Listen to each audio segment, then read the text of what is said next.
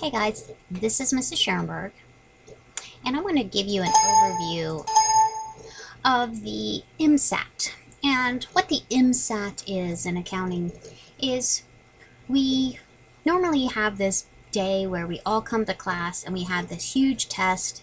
It's all paper and pencil, and you work on it, and there's two parts to it. There's a big part of journal entries and then a set of financial statements.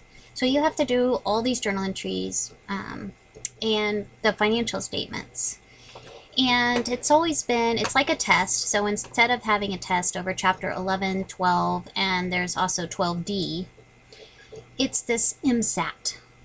So I want to go over it and show you a little bit about it. You can find it this year or this semester out in Cengage. It's called Major Summative Assessment Task. Once you click on it, I just want to kind of show you what it says here.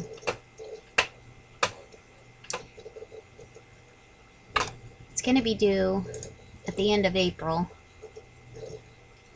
Goes into the test category. You have one attempt and it's timed.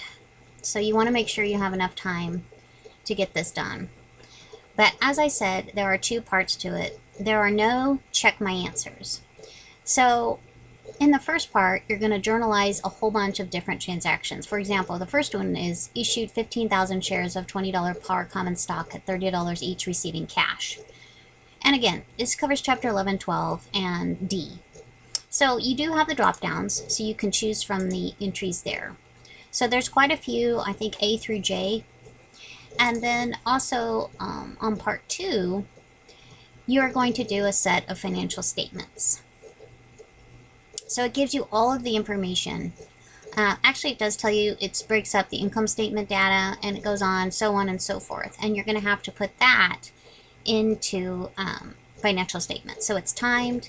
That's what it looks like. In order to prepare for this, I'm in our class in Canvas. If you go down to module 12, I believe. Yes, module 12, and you click on this prepare for the assessment exam. This is how I would prepare for it if I were you. There's two links. I'm going to open up both these links, but one of them is blank and one of them is the answer key. So here's what those look like. Normally in class I would print these out for you. We would go through them together. But again, here the answer sheet here is first. And that's the actual second part of the problem. Now, I will say that part 1 and part 2 are independent of each other. The journal entries do not affect the numbers on the financial statement. You just use the numbers given. So over here on the right screen is the journal entries first. Okay, tells you how much each is worth. There's A through M. There's A through J on the actual Cengage. And then you can come over here and look at the actual journal entries. Okay, so